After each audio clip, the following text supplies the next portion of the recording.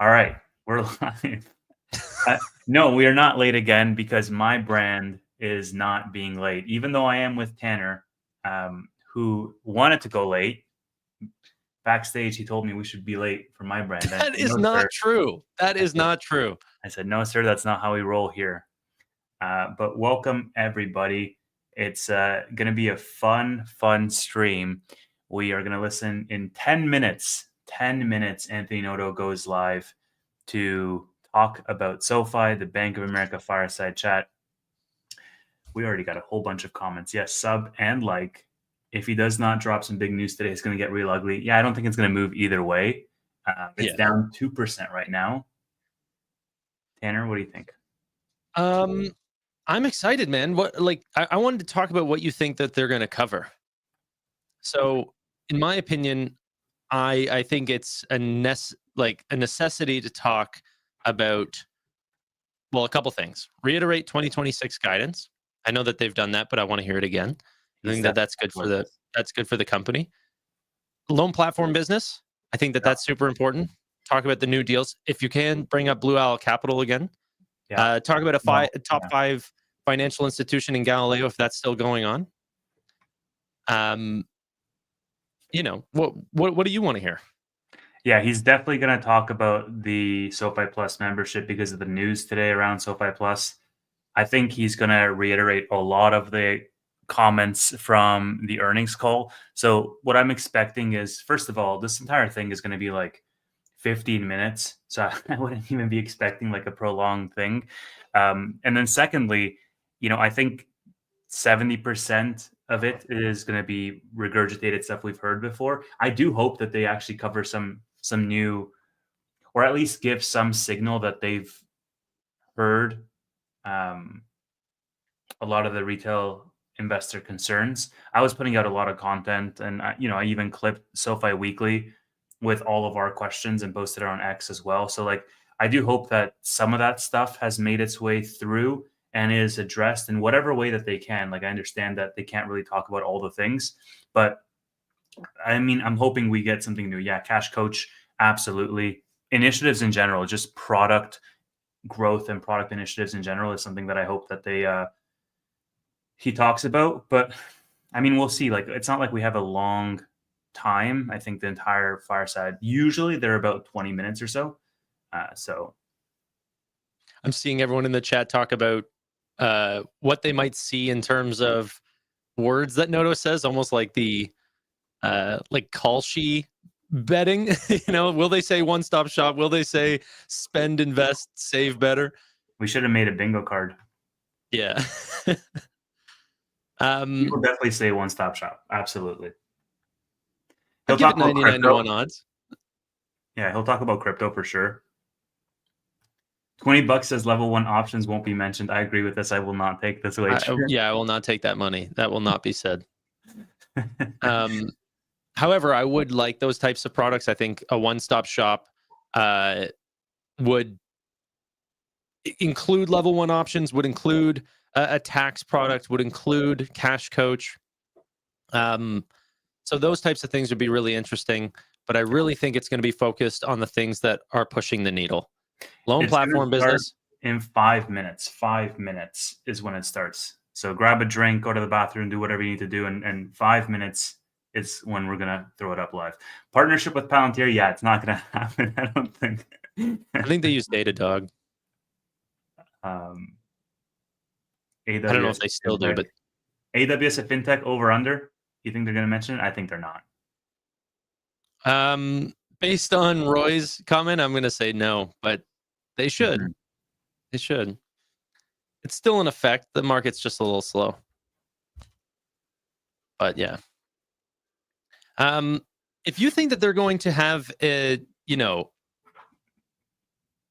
what? Tanner don't even have a job. You should definitely do a drink challenge for this. Just get day drunk, Tanner, off this. I see what you're saying. Yeah, I mean, this is what I have scheduled for the day. Everything else is just just chilling. No, I've actually been doing a lot of work on Shopify today. So unbelievable quarter. I don't understand this. Bank charter went 2 years ago, 3 years ago. Q1 of 2022. Yeah. So loan platform deals, that would be amazing if they talked about expectations there. Like if they think that they're going to do 6, 7, $8 billion of originations in 2025, these types of things would be really good for the stock. But essentially, all we're trying to do is see more information that gives us more clarity on the company. And I think that they want to offer us that. Noto said specifically that he has heard what retail has been talking about. I think it'll be a quarter or one of these events where he's not really answering the questions that B of A has and more just answering the questions that he needs to get out there. He's going to use it as a platform to I talk mean, to the investors. you really think so? You think he's going to actually like focus on retail investor like I think that it's still going to predominantly be B of A questions, and then like the last 5 minutes is going to be like, all right, here's some investor things. But I don't know. Maybe you're more optimistic than I am. Yeah, this is the other thing, though, right? Like he did respond to that post saying, "Yes, we're paying attention." Oh, actually, here's an interesting thing. Investor Day over under announcement. No announcement. No No announcement. I think it's going to happen. I don't think it'll be announced here. No. So actually, let me get their IR page up on the other screen just in case they do release some news at some point. They released some conversation around SoFi Plus rolling out the $10 a month. The more I see it, though, the more I actually don't think that they are expecting a lot of people to sign up for $10 a month. What I really think it is to show the benefits of the differences between getting direct deposit. So they're saying essentially, hey, if you do direct deposit with us, not only are you going to get thousands of dollars worth of benefits, but you're also going to save $10 a month. I think they're looking at it a way of, just getting more direct deposits through the door.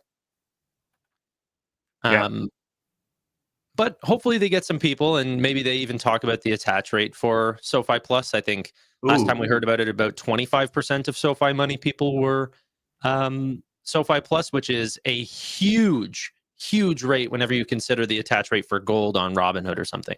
Yeah. Like 9%. I brought up the TGL comment and I was like, nah, they're not ever going to talk about that. But maybe, I don't know, marketing initiatives and unaided brand awareness, maybe. But yeah, 2 minutes until go time. Tanner, you have it up. When will SoFi pay a dividend, Tanner? I mean, if it was up to me, like past 2030. Right. Like, is Amazon giving a dividend? No? Okay, then SoFi shouldn't be thinking about a dividend. As long as you have future growth potential going forward, then reinvest back in the business and try to capture everything that you can. Yep. I do have it up. It's still just playing music. Cool. What's the main thing you want to hear? I think we answered this at the very beginning of the stream, Elijah. So just rewind a little bit. Pump or dump. I don't think anything is going to happen. I think we recover towards the end of the day, but not necessarily because of this. I think just as a wider market.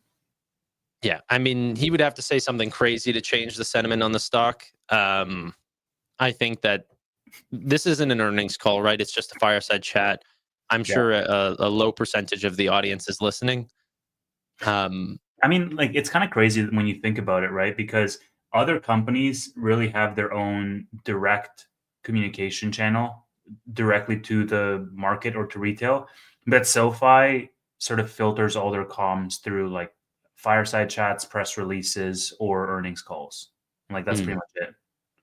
Like I wouldn't be surprised if Vlad, went on X Spaces and announced something or hosted a live stream and announced something. Like I could see that being something that they do, but I would never in a million years think that's something SoFi would do. It's just not their MO, Sure.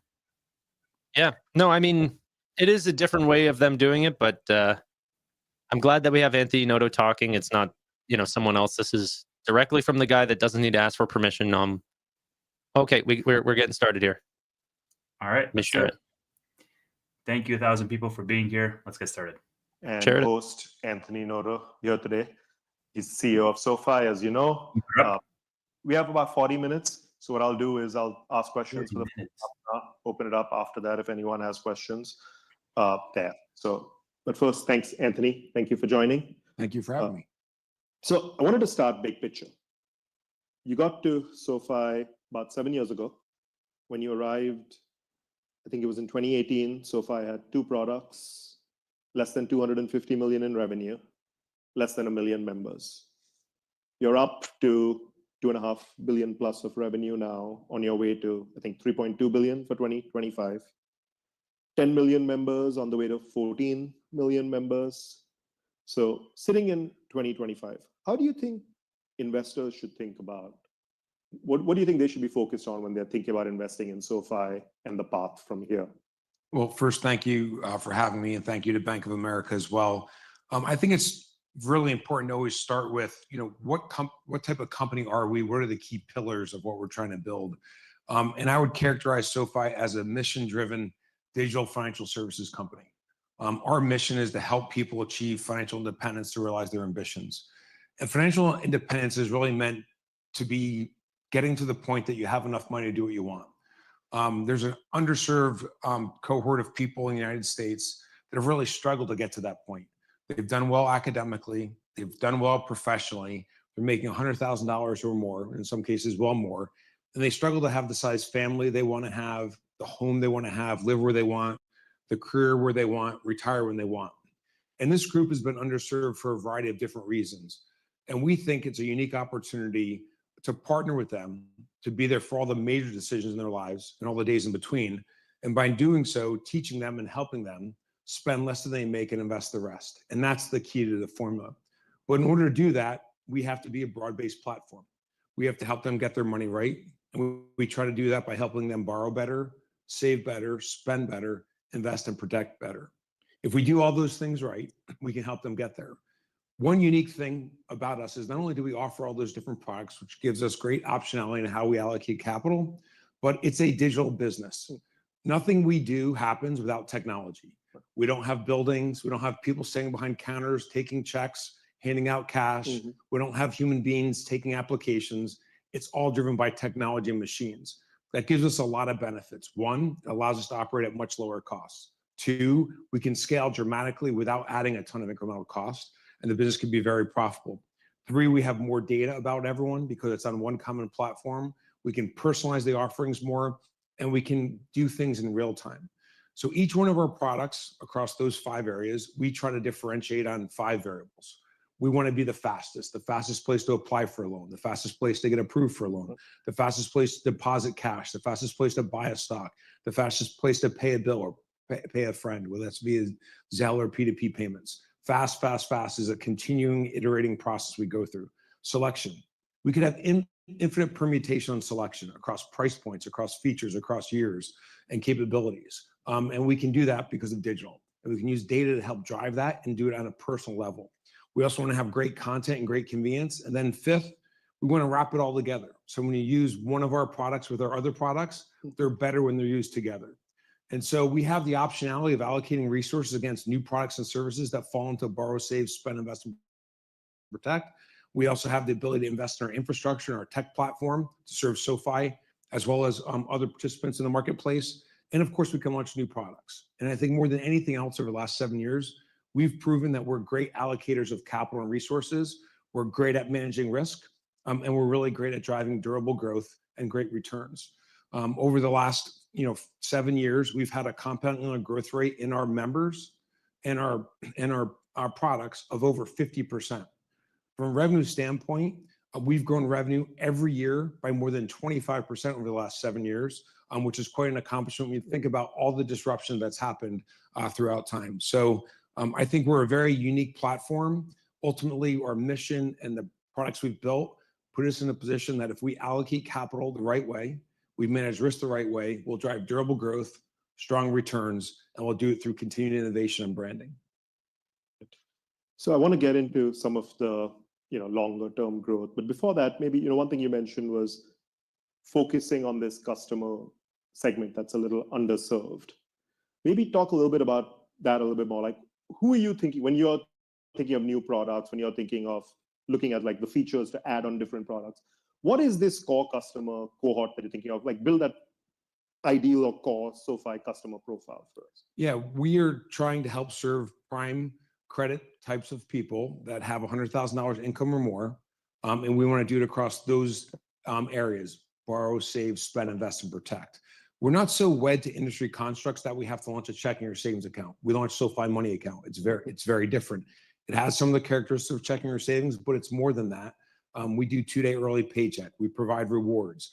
We give people the opportunity to pay any way they want, whether it's bill pay, physical check, person-to-person payments via an email or a phone number, or via Zelle or wire transfers. So we're trying to give them the complete value equation across those 5 variables, and we're continuously investing in making those variables better so that we have world-class products. Someday, I hope we spend nothing on marketing and our products are all driven by word of mouth because they're so damn good. But that's the end all be all what we're trying to do. We have all the products that I mentioned across the area that are core to be there with them for the big decisions: buying a house, paying for grad school or medical school, having children, and all the days in between. And because we have that data, we can make suggestions to you. But ultimately, what we're trying to get to is a point where we can answer 3 questions every day. And you can't answer these 3 questions every day if you don't have all the products that we have. And you can't answer these 3 questions every day if you don't have the data that we have and you're not technology driven. And those questions are: what must you do today in your financial life? What should you do? And what can you do? And if we can answer those 3 questions every day, we will be the one-stop shop for everyone's financial needs. Okay, no, that's makes sense. So now maybe let's translate that a little bit into numbers and growth and members. How are you thinking about the long-term growth profile in terms of revenue and members? And then maybe even just give us some of the near-term markers that you are looking at, be like, okay, if I can do this by 25, I know I'm on path to get there. Sure. The first thing I'd say is we have tremendous opportunities for growth. We can grow just by iterating on the products that we have and making them better every day. We could grow by launching new products. We can enter new markets. We can continue to invest in our technology platform and make that a larger, bigger business as well. And so we're choosing the things that we believe are most important at that time. We set priorities each year that we then invest against, and we're constantly making trade-offs. But we believe the opportunities for growth are so significant that we just raised our 2003 to 2026 revenue CAGR to more than 25%. In addition to that, we have more confidence than ever in our 2026 EPS guidance of 55 to 80 cents per share. And in addition to that, from a return profile standpoint, we believe we can drive 20 to 30% return on equity as the business continues to scale and matures. In the near term, we're committed to delivering a normalized 30% incremental EBITDA margin. We want to reinvest 70 cents of every incremental dollar in more engineers, more product, more design, more marketing, better customer service, so we can continue to meet our members' needs. And we believe we're great allocators of capital managing risk, and that will drive durable growth, strong returns, and we'll do it through innovation. All right. So accelerating, so you, like you said, you accelerated long-term, the revenue target for 23 to 26, and you right now, again, reaffirmed that, just like you did on the call, that the 55 to 80 cents for 26 EPS is achievable. Maybe in 25, though, one thing that you are doing is a little bit more investment, right? You mentioned some of the larger areas where there is scope to invest, but maybe talk about nearer term, like specific things that you are investing in 25. Why is now the right time to do it? And what are these things that we're doing in 25 that we should start seeing from the outside too? Sure. The first thing I'd emphasize is we were already investing a lot even in 2024, but we invested less than we had previously. When we went public, we had shared with the investment community that we would balance both growth and profitability. We have enough things to invest in that we could meaningfully drive more investment. We could meaningfully drive more revenue growth. We would have lower margins.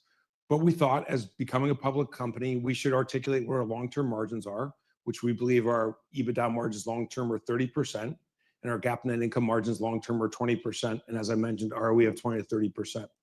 In 2024, we were concerned about a number of different factors, and we were more conservative. We were worried about interest rates being higher for longer. We were worried about the economic backdrop and could we go into a recession.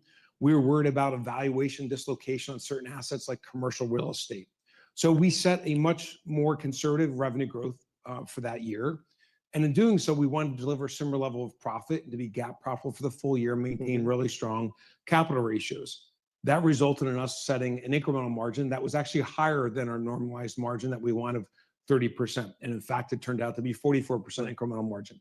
We don't want to operate at that high level. Why? the growth opportunities are so plentiful. We want to reinvest in the business as much as we can, but we have to have some constraint. We want people to believe that our ROE will be 20 to 30% over the long term, and the incremental EBITDA margin is the way to show that proof. So we are definitely tilting it back towards the normal level of 30%, and we want to hit that every year.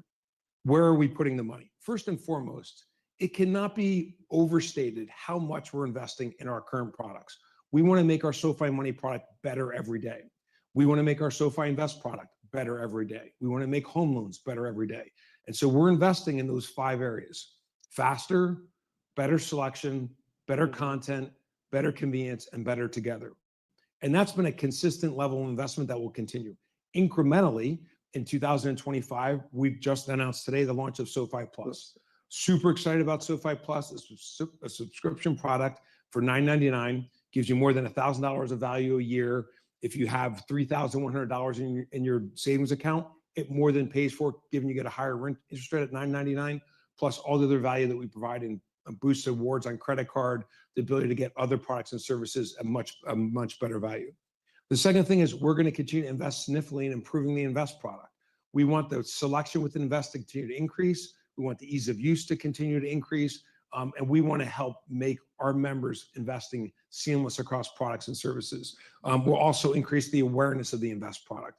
In 2024, about 70% of the Invest member growth came from existing members. We have an opportunity to increase the awareness of that product outside of SoFi, and we'll do that as well.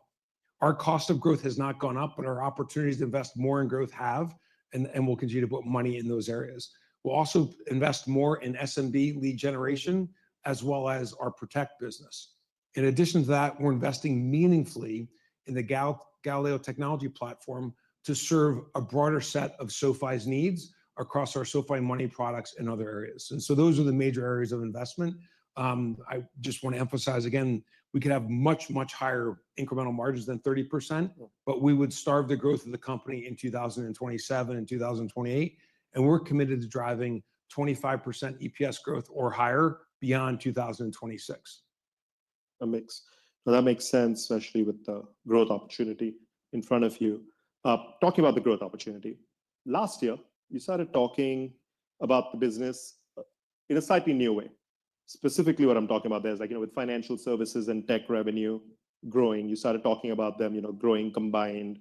You have a goal of getting the mix to 50% lending, 50% from the rest. What drove that change? Is that the right way to think about it longer term, that 50-50 is the right mix? How should we think about that? Or how are you thinking about it longer term? Yeah, there are a couple of reasons why we started to provide that perspective with the investment community. But the most important reason was to illustrate that we had a diversified business. And we have some businesses that do really well in high interest rate environments and a relatively choppy economy, and some businesses that do really well in a low interest rate environment or very strong economy.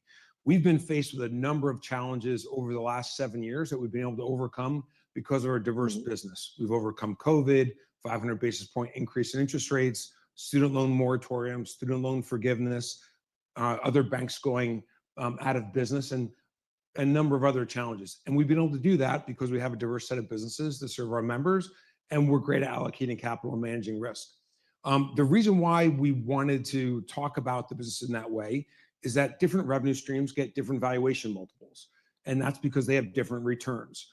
And the fact of the matter is that the fee-based revenues or non-lending, they are higher multiple businesses because they require less capital, they're less risky, and they're dependent on less variables to drive success. And we wanted to show that how we were diversifying the business, making it less capital intensive to drive growth, making it less risky, and reducing the exposure to the credit markets, et cetera. When I got to SoFi, more than 95% of the revenue was lending. So it's really rewarding at the end of 2024 for it to be about 50-50. The second thing we emphasized and started to disclose was our fee-based revenue. And our fee-based revenue for the year totaled $970 million. It grew over 75% and will continue to grow faster than the rest of our business. So as the business is incrementally becoming less capital intensive, less exposed to credit risk, more visible and more sustainable with higher ROE businesses. And we'll continue to focus on that. You can expect that our fee-based businesses and revenue, that continues to increase well over 50% of our total revenue. And those revenue streams are things like interchange on credit card, interchange on debit card, Mhm. the lead generation we get from our SMB products, as well as our insurance products, home, auto, and life, in addition to our loan platform business, the technology platform business. These are revenue streams that are largely cash, they're upfront, require very little capital, and have very low risk. I actually want to dig in a little bit on the last two you mentioned, the technology platform and the loan platform business. Maybe we'll start with the technology platform. I think in my conversations with investors, if there's a business at SoFi where there's been a little bit of disappointment, it would be the technology platform business. And you've articulated some of the shifts in the go-to-market strategies of that business. But when you take a step back from your perspective, has the strategic importance of that business changed at all? No, if anything, it's increased. The strategic importance of the technology platform business is as important as it ever has been. I couldn't be happier that we bought the business. I couldn't be more confident of its ability to help us differentiate SoFi, help us achieve high ROE. But that business is meant to first serve the consumer needs.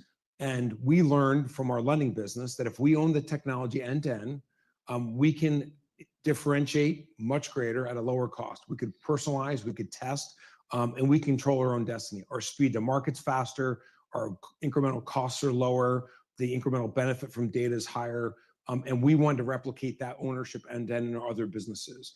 And so I couldn't be happier that we bought the technology platform business. It's had a big impact on SoFi directly. That impact will be even greater at the end of 2025 as we're accelerating the shift of some of the SoFi activity onto the technology platform. And it's being built by the technology platform engineers, product and design people, not by SoFi. So SoFi is a customer of that technology platform. Third parties will benefit from all the investment that we're making in the tech platform that comes to SoFi and go to other places. I think one thing that's misunderstood about the business, at the end of the day, our mission is the same. It is focused on a consumer and helping them achieve financial independence. But for us to deliver to them that value, to make our products better than anyone else, we need to own the technology, and we do. Because SoFi's aspirations are bigger than any other financial institution, and they're digital and only digital, that technology is going to be better than any other technology. And so we should provide it to other people and third parties so they can benefit from it. And it's not just big banks and fintech companies, it's government organizations, it's B2B companies, it's big consumer brands that want to be in the financial services industry. So have we grown it as fast as we'd like to? Absolutely not. That's obvious, right? The world went through a tremendous change. After we bought Technisys, we saw the demise of 3 large banks in the US. There was a lot of focus on regulatory issues. Companies weren't ready to transition their technology. That happened at the exact same time. We had moved our focus away from fintech companies because we didn't see them as durable customers with durable revenue. But we're in a great position to capture a big part of the large banks and financial institutions. That hasn't changed. We're still in the running for some of these big deals. They're taking longer to be decided than originally planned.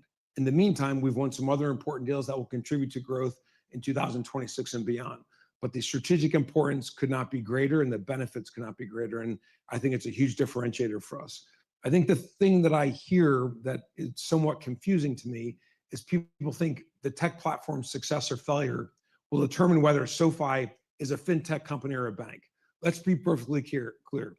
We're a mission-driven digital financial services company. You can't be digital without technology. We don't have people taking orders or giving out cash. Machines are doing that for us. So the tech platform, at the end of the day, will serve SoFi in a great way, and in doing so, will be a great business to other people.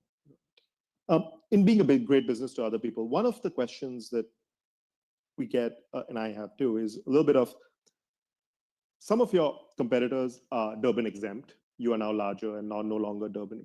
Is that a hindrance to the tech platform or to SoFi in any way, not being Durbin exempt and serving third-party customers? Not at all. The tech platform has third-party relationships with other banks, sponsor banks. They have relationships with over 15 sponsor banks that are Durbin exempt because they keep their asset bases purposely below $10 billion. So it in no way impedes our ability to grow that business because these other banks could be the sponsor bank.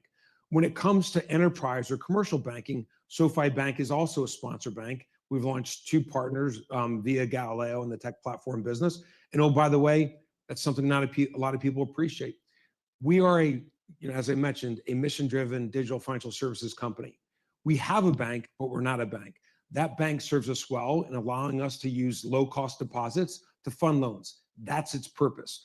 But at the end of the day, that bank also allows us to do B2B activity and be the sponsor bank for Gallo and the tech platform in building these other businesses. By the way, that wasn't part of the initial thesis. That's the benefit of luck, quite frankly. It's a benefit of a market opportunity being there. Wasn't anticipated, but when it was presented to us, we decided to allocate capital to it.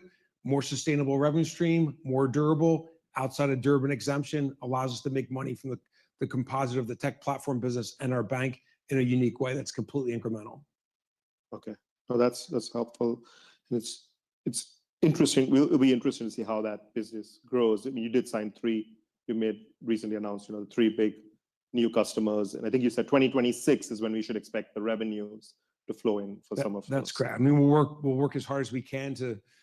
Those 3 companies have large installed bases. Some of them are in high transaction revenue streams already. Some of them are launching new products, but they're very visible revenue streams. It's just a matter of integration and transition, which takes time and has to be done very carefully. Let's turn to a big bright spot in 24, I think, was the loan platform business. Frankly, a little bit of a surprise to, I think, a lot of investors that suddenly we came out with this platform generating a bunch of revenue, lots of loan. The question though now is, how large can that business get? A lot of the loans you originate in that business fit into your credit profile for your balance sheet loans. So how do you decide whether the loan goes to the platform business, to a platform relationship, or does it go on your balance sheet? How much growth is there within that business, within how you're underwriting? For those that are not familiar, the loan platform business is when we're contracted by a third party to underwrite a loan in accordance with their credit profile that they would like and the return profile that they would like. In exchange for us using our marketing capability, our originations platform, our underwriting platform, and our servicing platform, we get paid a flat fee for that. It's very attractive to insurance companies and asset managers. And it's a continuum of what we've done over time. In 2018, when I joined, our personal loans were only approving about 30% of the loans. One of the first things we did was we took the 70% that we were declining and we sent them to someone else and got paid a referral fee. We saw success there and we took the next step and asked partners to give us their credit model. We put that in our decision engine. So when someone was applying for a loan, we ran the Sofi credit model, the partner's credit model. If it failed ours and passed the partners, the loan got underwritten with their sponsor bank. And they took that loan immediately and we got paid a fee for that. The loan platform business is the next evolution of that, which is, hey, there's loans that you would love to have. You don't have an origination platform. We do. Give us the credit model that you want. Give us the return model that you want. We'll go out and market to drive that demand. And you'll get the loan the day after or 2 days after we underwrite it or 3. We don't put them on our balance sheet other than to allow it to go through the rescission period. And then it's sent to the third party that pays us a fee. It's a great business. It's capital light. It's not constrained by capital. We take no credit risk. We get paid the fee up front. There's some servicing on the back end. That's the typical normal servicing that comes over time. So it allows us to fulfill more of the people that we decline. It also allows us to go after more volume in our credit box. We purposely slowed the growth of our balance sheet and we'll continue to keep the balance sheet growth slow because we don't want to be overweighted to capital intensive, lower return products. So the loan platform business is a way for us to allow our company to serve members outside of our credit box and to serve more members in our credit box. If we wanted to go after that volume on our balance sheet, we don't need to. We're doing that through the loan platform business. So it's a great complementary business to us and one that has been an evolution of other things that we do. And we think it could be a sizable piece of originations each year.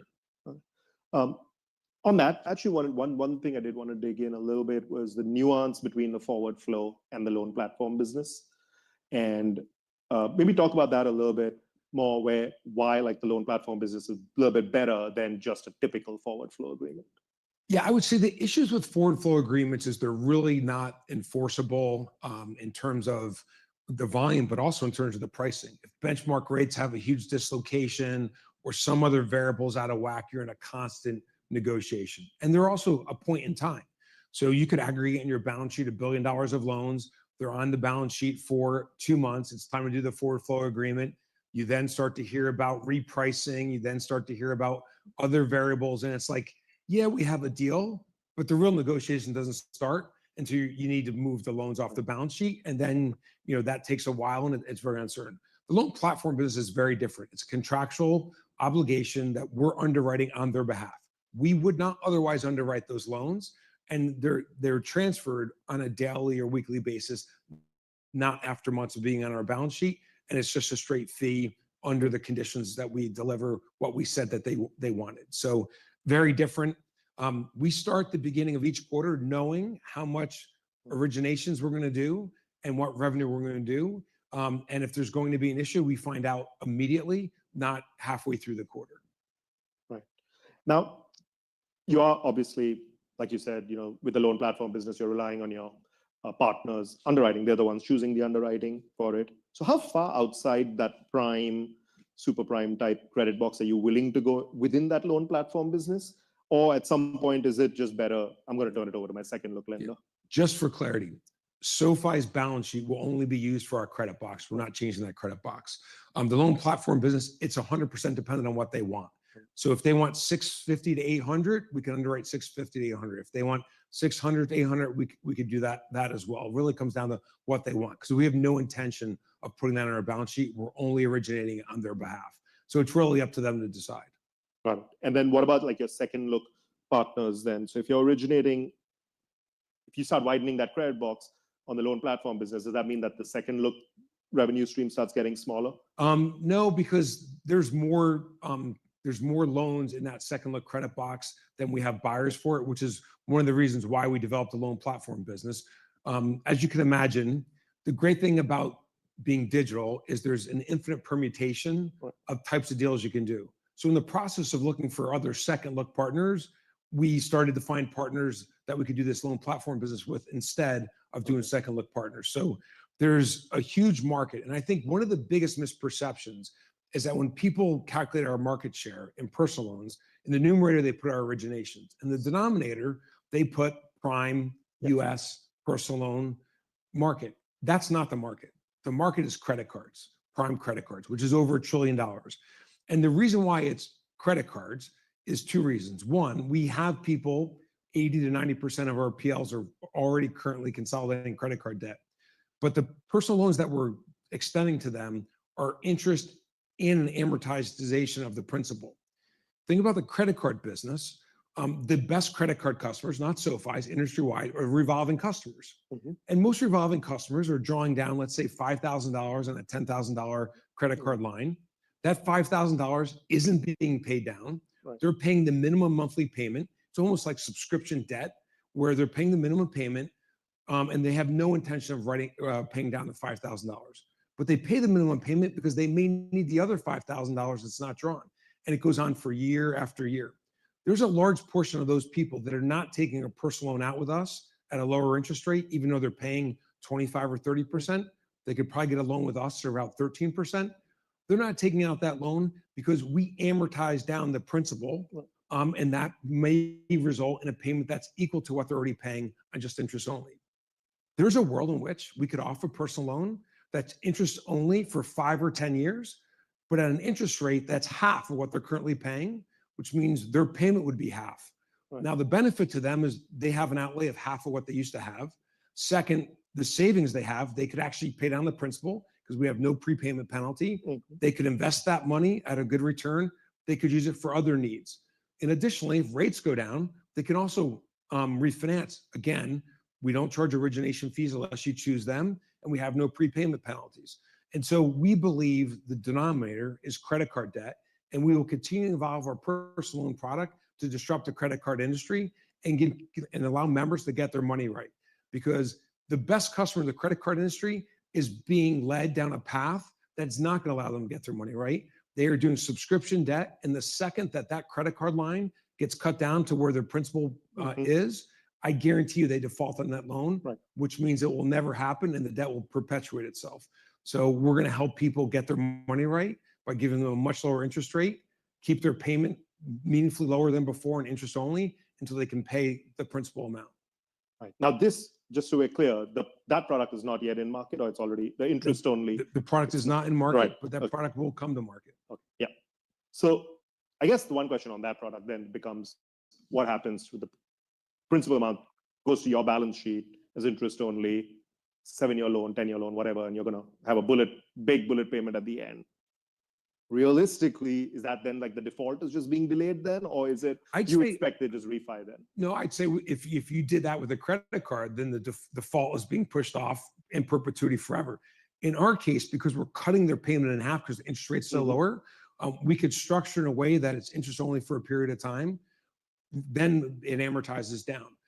The interesting thing is it'd be amortizing down and the payment would be equal to what they were paying before because interest rates at 12 or 13% instead of 25 to 30%.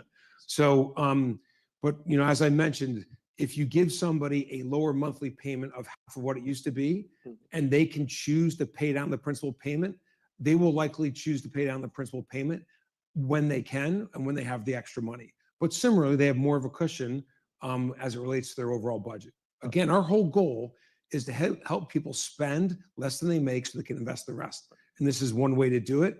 And I think it's going to really be disruptive. Right. No, we'll definitely be on the lookout for that. One thing you mentioned earlier, you don't want to grow your balance sheet tremendously. And, one of the things that was a positive surprise in the fourth quarter was deposit costs were better than I think people were expecting.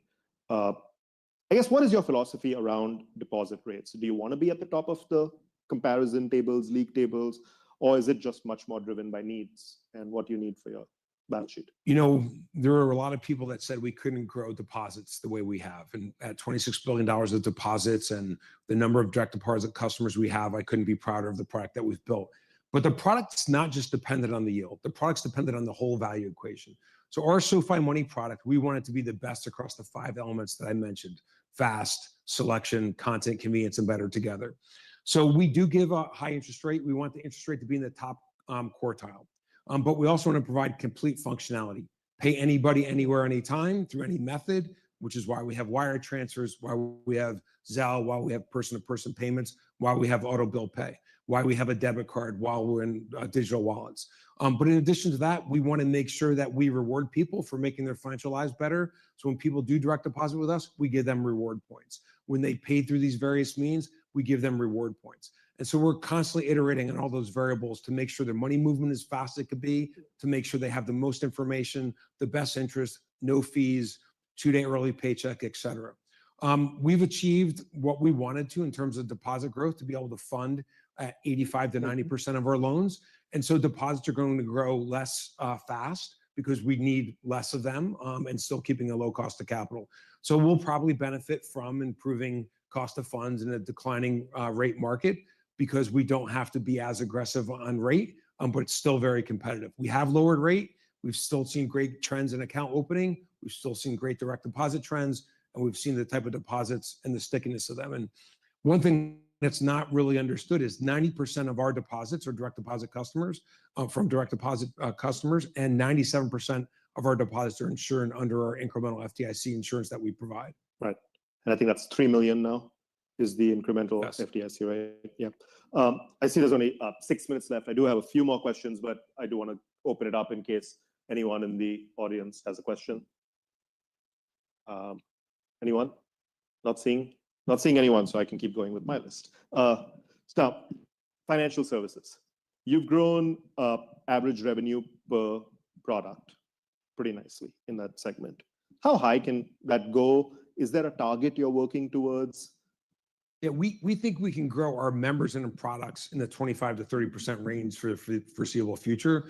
I think this year we have 28% as our target that we share with the street.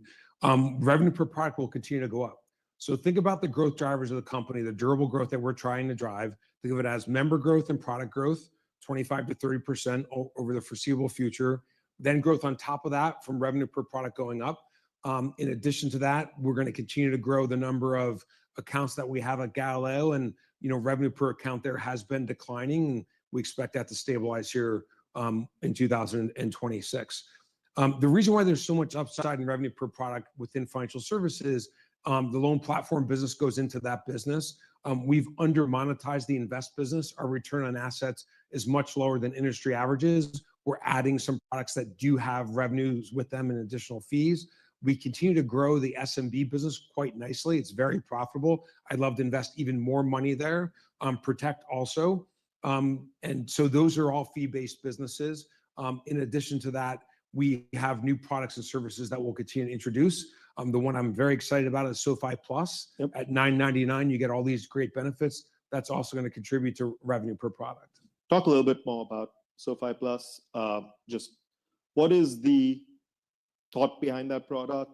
What is your vision for that product? Yeah, it's not that easy to communicate to the world that you're a one-stop shop. Right. So we do a lot of product advertising, but we do brand advertising, and we want that brand advertising to halo to everything else.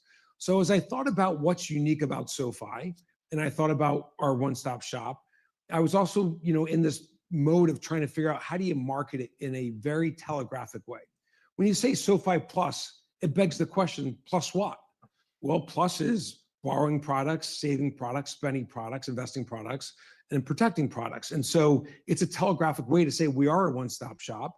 And then we provide benefits, not just on a credit card and boosting the rewards up to 3.3%, and not just on reward points generally, but discounts on loans, the ability to get unique access to events, some benefits as it relates to certified financial planners, one-to-one dedicated certified financial planners. So one, you have to have all those products. Two, you have to have technology that allows you to stitch them all together in this subscription-based product. And we will continue to add more and more value into the SoFi Plus product. And the analogy I'd use is that when I covered Amazon in the early 2000s and they launched Prime at $9.99, everyone's like, well, why would I pay, call it $100, $120 a year for free shipping? I'm not going to order that many books, music, and video.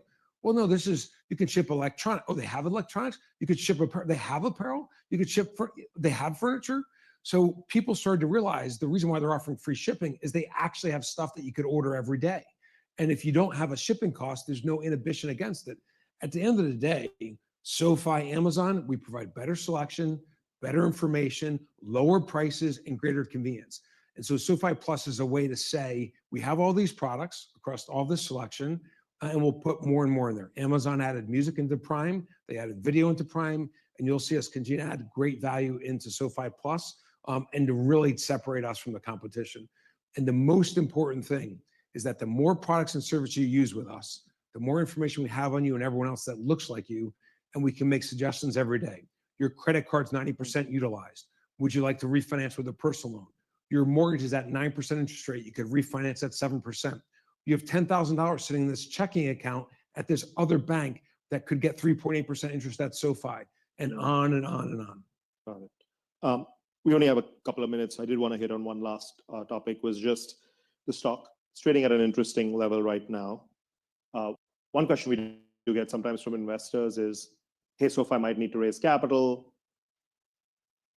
What's your response? Do you see a need to raise capital? Is that something that's in your playbook? Our capital ratios are self-evident. We're really happy with our capital ratios. They're right where they're supposed to be. They're well cushioned from any capital restrictions we would have otherwise. It allows us to even stress them. We think we're in a great capital position, and we're at the target capital ratios that we want to have. So I disagree with those people. And as much as we say it, they're not listening. I've seen reports that say we only have $100 million of cash. They clearly can't read a balance sheet and really understand call reports if they're making that assertion. It's just completely wrong. We have, a different current state and future state than what I've heard from the naysayers. What we'll continue to do is make sure that we're making the right trade-offs. We have to make decisions every day. Do we invest in tier one options or SoFi Plus? Well, SoFi Plus could be an accelerant to all of our products. Tier one options, maybe some portion of the universe wants it, but not nearly as impactful as SoFi Plus. And oh, by the way, the success of tier one options would probably be greater if it was part of a product like SoFi Plus. So we're constantly making choices. We look at the environment we're in. We make a plan based on that environment. We set priorities. When interest rates change relative to expectations, the economy changes, we reallocate our resources to make sure we deliver durable growth and that we're driving strong returns, and we're doing it through branding and innovation. So we're constantly making allocation of resource decisions and managing risk, and our promise is durable growth, strong returns, and to continue to drive innovation, whether that's in our current products or new products. And I'd say more than anything, when you have a 10 million user base, innovating on your current products, by definition, is going to have a greater immediate impact than developing a new product that may be very niche. I think with that, we're at time. So again, thank you so much for the time today and for doing this session with us. Thank you for having us.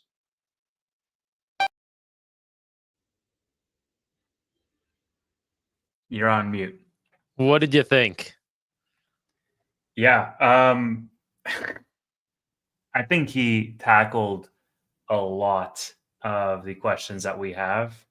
I mean, he talked about the loan platform business. He talked about financial services. He talked about SoFi Plus. He talked about the technology platform and what they're doing there. And then he also teased new product offerings with the interest-only personal loans, which I thought was really interesting. And then they talked about the stock and they mentioned level one options.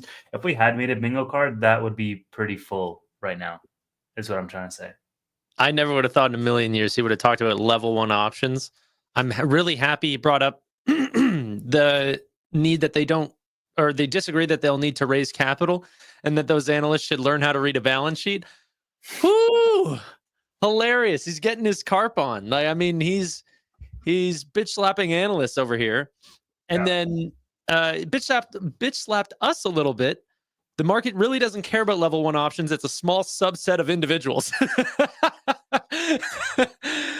Okay. But he said, whenever we do it, it'll be best on SoFi Plus. I thought the comparison of SoFi Plus to Prime was interesting, where he's like, yes, you know, in the beginning, they don't offer a lot. So that Prime membership is not really, you know, you don't know whether you'll need it or not. But then that's the foundational layer for them to then introduce new product offerings on top of it to then make the actual membership as a whole more valuable. Yeah. No, I've been making comparisons with SoFi with Amazon for a long time, and then people go, "Oh, that's ridiculous." But no one was calling Amazon in 2000. You know, they called it that 20 years of great compounding growth, which SoFi has been doing. We can't take that away from them. It's just been for not a long period of time. So I did like what they said about SoFi Plus, you know, that most people don't even know what is offered. So SoFi Plus, one is to, well, give members a stickier product, but then also two, for them to say, okay, well, what else am I paying for here? Oh my gosh, they have this, and they sort of go down the line with other products.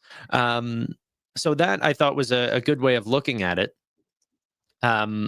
So yeah, another thing that they said, which I was freaking out about, was the TAM size for personal loans. I went on a tirade like 2 weeks ago talking about how I think that these analysts that are coming out saying, oh, SoFi has like 15% of the market. Whenever this happens in credit markets, then they go down. Well, personal loans was a really, really small market whenever it took 7 to 14 days to fund these loans. Same day funding might as well be like any other credit product. So the fact that they call it personal loans almost gives it a little bit of a like a stigma, but it's essentially the exact same as a credit card. If you can pull money, get funded on the exact same time, and it's essentially 10% lower or 9% lower than the average credit card balance. You know, so if you can consolidate from, and that might even be larger for some people, if you can consolidate from a 29% credit card down to a 13% personal loan, that is a massive difference. And then I saw some people talking about the, you know, well, temporary interest only personal loans would be high risk. I disagree. Okay, it's temporary. So this is a way to extend out what you would already be doing on credit cards, and then you would refinance it to a regular personal loan, potentially also offered by SoFi. So, well, yeah, it was interesting as well because the host asked them, well, at the end, would they have to pay the lump sum? And he's like, no, we can just push it off in perpetuity. I was like, oh, okay, that's interesting. It could be. But think about how low the monthly payments would be if you didn't have to pay you know, principal, right? Yeah. You could just pay interest. It wouldn't increase default, it would decrease default because the requirement to pay would be so low. But eventually you would want to start paying that down, potentially if you get yourself into a better situation. But SoFi probably won't even have the loan by the time that gets there. They'll probably sell it off. And that's the thing, right? Is that these products are not designed for SoFi's balance sheet. They're designed for other people's balance sheets. Right. So that's what the loan platform business is about. And there is so much going on the lending side of SoFi. And whenever we're talking to this investment base, everyone's focused on SoFi Invest when really a lot of their big products that they're pushing are in personal loans, in home loans, etc. And they're making a lot of distance there. Yeah. Yeah, it's going to be, well, I don't know when this is coming, this product offering, but I mean, one thing is for sure, and he reiterated it in this chat, is the way that they're prioritizing features is simply what will get them, like, from a very utilitarian point of view, what is the biggest bang for our buck across our entire segment? If it's a niche thing that they deem to be niche, or they deem to be, hey, this is not going to be that large, let's divert our efforts somewhere else. And that North Star that's guiding them is that CAGR that they want to maintain for the foreseeable future from a growth perspective. So, I think that this really has a big potential, and that we need to know how it works and what the take rate is going to be and all that stuff. But immediately, like, first reaction is oh wow, they're cannibalizing some of that credit card market. And they should be, right? And I think that there's two ways to look at this. So people are saying, where are the charts? I'll show you two charts here from two different competitors for SoFi. Who's saying that? There are people. Pull up the comments. I'm not allowed to. Mr. said it at 235. Nala right. said it at 235 as well. Right. You can have your charts. Jeez. Don't be getting on my bad side here, okay? Personal loans, $149 billion. But if you look at how much SoFi is originating in personal loans on a quarterly basis, we make up for a large percentage of that market, okay? So this is something that, like, gets analysts very worried. I know Compass Point, this is one of their large bear cases, that we're almost hitting a saturation in this market if there's a single player in lending that takes up a large percentage of the company, or a large percentage of the market, that they start to fall off. But I actually like the way that Lending Club looks at the size of their loan market. Total addressable market, you think they're pulling up the 149 billion in student loans? No, they're pulling up this. I mean, it is your favorite stock in the market. So tell us about Lending Club, Tanner. Record high outstanding revolving consumer credit, 1.36 trillion. This doesn't mean that SoFi is trying to replace credit cards. Okay, that's not what they're trying to do. It's still easy to tap with a card and end up getting paid. But having something where you can essentially take that debt, if you've had it for 3 months plus, that's way too long. Everyone looks at the interest rates on credit cards and they go, oh my God, 29 or 21%. This is absolutely crazy. How can that be affordable? But credit cards are designed like, you pay a month, you pay 6 weeks of your credit card bill. That's at most. Okay. One, you shouldn't be paying any amount of APY, and that's built into it as well. You pay your credit card on time, you won't pay an APY ever. But even if you're to hold it for a small period of time, that's perfectly normal. If you're a person having credit card debt for over 6 months, a year, you're getting killed. Okay. You are getting killed, and you need to look for debt consolidation services. If you have good credit, that's exactly what SoFi is there to offer you. They do this more than any other customer. Like the customers that they used to get back in 2020, 2021 was, solar installations, kitchen renovations. Now it's like all debt consolidation. And so they're making products that fit that service, very much like interest-only payments, right? Lower people's barrier to entry there and get them consolidated over to SoFi, and then bring your assets with you. Would this not cannibalize their own credit card segment? I guess that was one of my questions. They don't have a credit card segment. Well, I mean, by the time that they launch this, they will. No. 2024 was just investing in credit cards. They rolled out 2 new credit cards. Like, they are putting spend towards that area. So I guess, like, one of my questions would be, well, if you're going to launch this product that you're going to capture a lot of market share around other credit cards providers, but wouldn't it cannibalize your own? Yeah, I mean, I think that this is, this isn't even like there is cannibalistic natures in certain companies. I wouldn't even consider this, but is this, Gemini being created at Google to replace Google search? Is this the iPhone replacing the iPod? Like, those are dominant cannibalistic products. Okay. I mean, the iPod doesn't exist anymore. So I guess you answered that question. No, those are 2 examples of cannibalistic products, but they had to be done, and they were the right decision to make. My point is, Tanner, like, if they knew they were going in this direction, then why invest so much in credit card in 2024 when you're going to be rolling this out later on? Like, is it not throwaway work to some degree? I think both products will work because one, you're still you can't spend with personal loans. Okay. Not the way that you can, point of sale, credit cards. There still is going to be a massive market for credit cards. Like I said, if you have balance on credit card for 6 weeks, there's no need for a personal loan. You Right. pay it off, you have a revolving credit, that's fine. It's for the people that hold these personal loans or these balances too long. That's where there needs to be some market, attack there.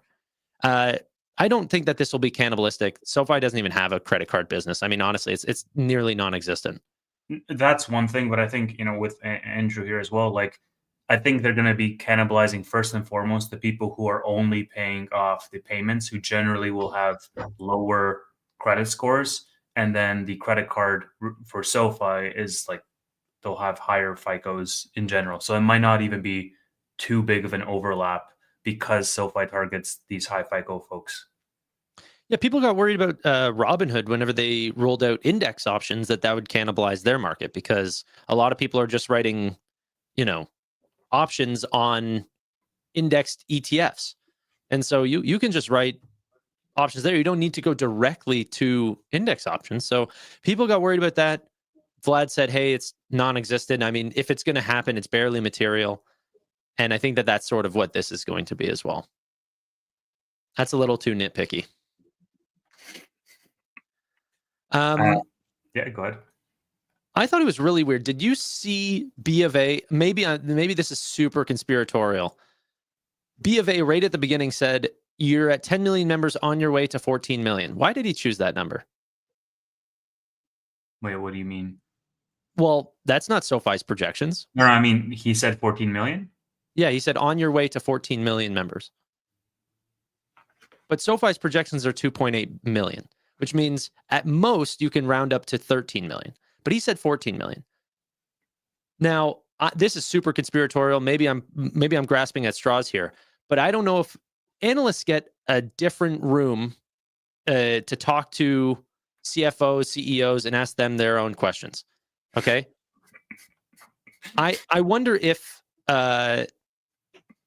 potentially their internal projections for member growth at SoFi are 14 million, and he let that slip because he wasn't just picking a random number. Why 14? They're on their way to 20 million. Why would you say 14 million? Right. So I actually think SoFi might actually be looking more towards 14 million members in by the end of 2025. I mean, it tracks, right? Like, you're going to give them close to 1 million next quarter, and then it's going to be only up from there. So I wouldn't be surprised. I don't think 2.8 million, like, that is the biggest sandbag number of all time, because he's saying we're going to reinvest back into growth, and then you come up with 2.8 million. I mean, it's more than they did last year. Yeah, but last year they weren't focused on growth. Yeah, but I don't know if I'd call it the most sandbag number. Oh, dude, absolutely. Like, look at the web traffic, look at their initiatives that they're doing. You're telling me that you're just going to do 700,000 members for the next 4 quarters consistently? Like, of course, it's absolutely sandbag. Like, if you're saying, no, we're going to max profitability and we're not going to invest anything on sales and marketing, we're not going to do new initiatives, we're not going to try to expand market share, we're just going to focus on profitability, and you tell me 2.8 million, then I'd be like, okay, cool. Like, that makes kind of sense. But if you're like, hey, we're going to reinvest in growth and we're also doing 2.8 million, it's like, bullshit. So closer to 4, I think, is more realistic. Yeah, I think that we got everything that we wanted from this call. I wanted them to reiterate 55 to 80 cents of EPS in 2026. They did that. Mm-hmm. They talked about new products that they announced a new product. They talked about SMB. They talked about fee-based revenue. They talked about the loan platform business. They talked about deals. So that was the only really negative part that I heard in the call. He said, one, the tech platform hasn't grown as expected. We knew that. That's clear as day. Then he said, but we did sign 3 new deals that we will see meaningful growth in the tech platform in 2026 and beyond. Yeah, what they had in their earnings report. Right. But it means essentially we cannot expect any level of growth, or they're not seeing anything for 2025. It's going to be a flat year. Well, he did say we're making significant investments in tech in 2025, but he did overall pivot, I think, the conversation to say, tech is first and foremost something that benefits our other business, like our internal business, from cost savings, from speed to market, from all of these other aspects. And then we'll also offer it to other people. And so I think that goes against some perception that at least retail has, where they think, okay, tech is the thing that first and foremost is going to penetrate all these other competitors and it's going to power them. And that's going to be the AWS of fintech, where he was saying, hey, look, phase one is we want to focus on optimizing internally, whereas phase two is then we'll launch this to others. I think that is something that's, he was careful with his words, how he wanted to position that from a place of like, hey, actually, we're not missing our targets. It's just that we're focused internally first and foremost. But I don't think it's going to be absolutely nothing. Like, I do think there is going to be some growth coming back in the tech platform in 2025. So we'll see. I mean, I would have loved to have heard a little bit with regards to the tech platform, more about the macro around like, hey, this is what we're seeing. Companies are willing to allocate more spend right now. They're being more aggressive with their growth plans. He did mention that the deals are just taking. Hold on, I wrote this down. He said they're taking a long time to be decided. I think that goes. I think he did say it by not saying it. I think that whenever he's saying, "Oh, they are having," a hard time deciding how they're going to spend for this or how they're going to set up or whatever. I think that tells you that the growth is, or like the decision making is not coming back right now. So I think we got our answer by him not saying anything, which is it's still looking a little bit meh. But who knows? So again, we can. I mean, I get where you're coming from, but I think the expectations are so shot for the tech platform that even meh is it might be better than we expect, right? Because if we're accounting for zero growth in the tech platform in 2025, anything above zero is a beat on our expectations. Sure. And if there's one thing that 2024 has done for us, is it's lowered our expectations of the tech platform to near zero. We should ask for segment level growth, something that they didn't give us financially in the earnings call. But I mean, if you're not getting any growth, like if it's for financial services, like I understand to ask for segment level growth because it's growing so fast. You're like, all right, what's driving this growth? Like, can we get a breakdown? But if tech isn't growing at all, like I don't think there's any much utility in breaking it down on a segment level. Like, what are they going to show? All the segments are growing at single digit percentages. That's not that sexy to show. Like, why would they invite that not all segments? Lending would grow double digits, and financial services is going to. Sorry. All cohorts within the tech segment are growing zero. So like, even if they broke it down into like traditional financial institutions, fintechs, non-financial related, and they show the growth relative to comprise to the top level growth of the tech platform. If tech platform as a whole is not growing, then it's like, well, the segment level or the individual line item breakdown doesn't really make that much sense. What do you think about comments that he says, like, our aspirations are bigger than any other financial institution? We're just digital. Do you think that he honestly believes that, or is it a nice thing for any financial institution to say? Repeat that one more time. He said that our aspirations are bigger than any other financial institution. I mean, what's he going to say? Yeah, I mean, Citigroup could say that, right? Yeah, man, my aspirations are to be the richest person in the world. Good luck, Tev. You know what I'm saying? Like, aspirations are one thing, but like actually doing it is a completely different thing. Yeah, I mean, they are. It was exciting to see fee-based revenue grew 75% year over year, and they want to keep a very high level of growth going into 2025 as well.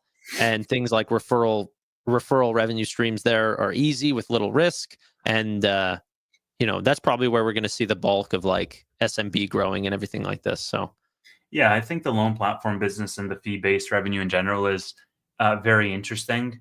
I want to see how that develops, especially, I mean, the analyst basically asked him flat out, like, how do you go about, balancing between, should we keep this on our own, like on our lending platform, or should we just put this on the loan platform business? So that was interesting. I like the fact that he reiterated, like, hey, we haven't changed our credit box at all. It's just that they come to us and they tell us what credit box they want, and we'll just go, originate that. for which them. they've never really said publicly before. Exactly. Right. Exactly. We've assumed that they could go into other credit boxes and underwrite in different levels, but they've never really said that. I feel like there was a lot of things in this call where they came out and said things that retail was really assuming, and they came out and said, no, that is what's actually happening. Right. So I really think that this vindicated a lot of what we've been saying. But yeah, let's hope for 14 million members this year. Let's hope for, I mean, I don't know if we get level 1 options. Maybe we don't. I think he just told you flat out that you're not getting it. Yeah, I know, but like, they're working you're on a small fringe group, Tanner. You're a very vocal small fringe group. He just said that. He basically named you in that. He said Tanner is a small minority, so stop tweeting at us. Yeah. But then what are you working on? You know, So you've got like double the head count of Robinhood, but you got every guy working on Cash Coach over 6 months. How many business lines do they have in addition to Rob? Because Robinhood has their brokerage and they have crypto, and like that's great, but then Sofi has the entire banking side and then tech side. I don't know. I'm just trying to play devil's advocate, right? Yeah. Stock is recovering decently right now. I mean, we almost hit new lows around $14.80. Now we're back up to $14.93. So during the call, I think people were expecting something. They didn't really get it. And now people are like, all right, well, back to business as usual. So hopefully we close out the day flat or something. Who knows? I think tomorrow is also CPI day, right? So that's really just going to move the entire market up or down. Sure. It doesn't really matter in a micro. But, I found it interesting that like this is the thing that I want to read up on more is this interest-only personal loan segment. Yeah. I don't know, man. It's just interesting. Like I keep coming back to what he said in the last earnings call, being like, "Hey, like we're students of the game. We want to figure out how if there's smarter ways of doing these offerings, and if there's interesting alternatives that can make us money that's also harmonious to the mission. So we're not like screwing people over while making that money." I found it was going in that direction when he was like, people only pay the interest on credit cards. And I was like, that's not good. And then he was talking about this, which is like, okay, great. Like that's a little bit better. And I think I could see a clear path to how that could be a very successful product line and change the entire landscape around like how people interact with credit cards or credit in general.